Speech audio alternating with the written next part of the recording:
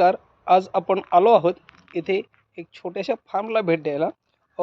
इथे आपण पाहत आहात एक 8 दिवसापूर्वी उदयभाऊनी मशागत केली आहे धक्क्याला लागून, आणि इथे आपण प्रॉपरली झाडं लावणार आहोत.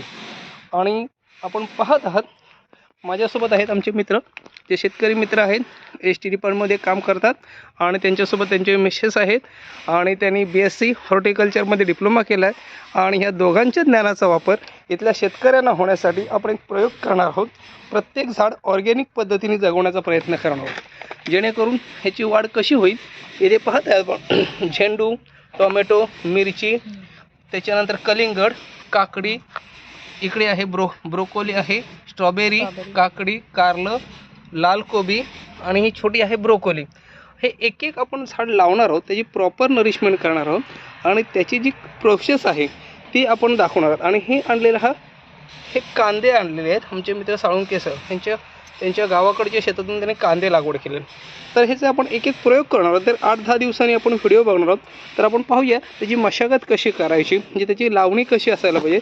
तर ह्यांच्या हातामध्ये आहेत बघा, हे घमेल घेतलेलं आहे.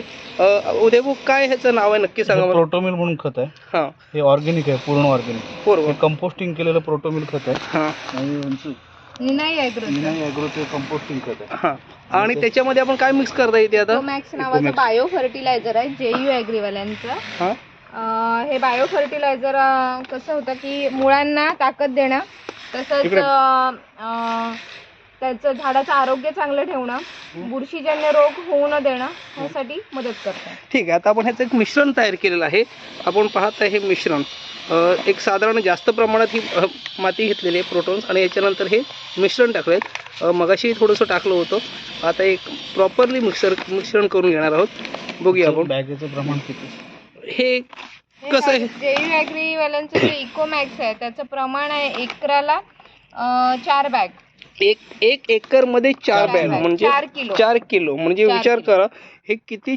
1 एकरमध्ये फक्त हे 4 किलो टाकलं तर त्याची कार्यक्षमता, जमिनीची कार्यक्षमता वाढवते, त्यांचं कस वाढवते, आणि प्रोडक्शन, प्रतिकारक शक्ती वाढ.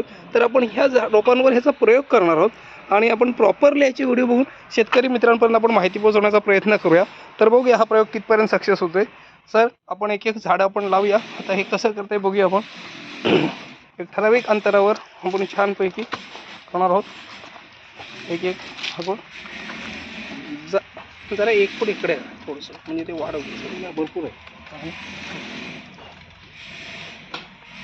बघा, आता प्रत्येक झाडाची आपण पाहत आहात इथे ही लाल कोबी, त्याला प्रॉपर जागा करून छानपैकी त्याची लागवड करत आहेत उदयभाऊ, आणि वहिनी आहेत इथे कारल्याचा वेल लावत आहेत. आता कारल्याचा वेल थोडंसं वाढला की त्याला सपोर्ट द्यावा लागणार आहे, आणि ह्याला भिंतीच्या सहाय्याने वरती पेरूवर सोडता येईल, आणि त्याला नॅचरल मांड होईल. अशा ठिकाणी त्यांनी परफेक्ट जागा करून हे केलेलं आहे. बघा, इथे मिरची, स्ट्रॉबेरी, ब्रोकोली आहे छोटी, आणि काकडी आहे.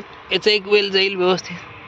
हे ना, जर प्रॉपर आपण नरिश केलं तर ते खूप चांगल्या रीतीने आउटपुट देणार आहे. हे कांद्यासाठी वेल बनवलेले आहे सरी. तर हे आहे वांग्याचं झाड. बघा, एकच वांग्याचं रोप आहे, खूप बहरलेलं आहे. जर अशी 3-4 वांग्याची रोपं असतील तर आपल्याला घरच्यासाठी भाजी आणायची गरजच पडणार नाही. तर एक छानसा प्रयत्न आपण करूया. इथे आपण करतोय आणि कशी त्याची देखभाल केली ह्याच्या व्हिडिओतून आपल्याला माहिती मिळणारच आहे, आणि पाहूया किती यशस्वी होतो हा प्रयोग.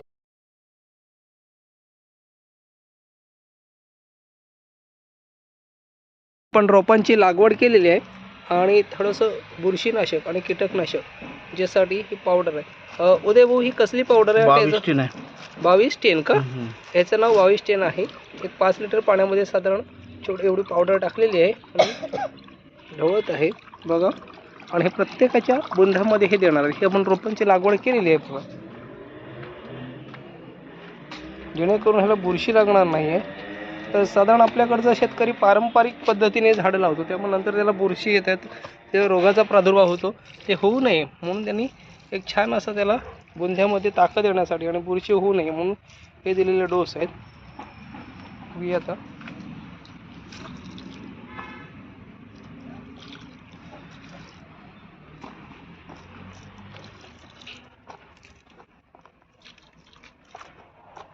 जेणेकरून त्यांच्यावर रोगाचा प्रादुर्भाव होणार नाही.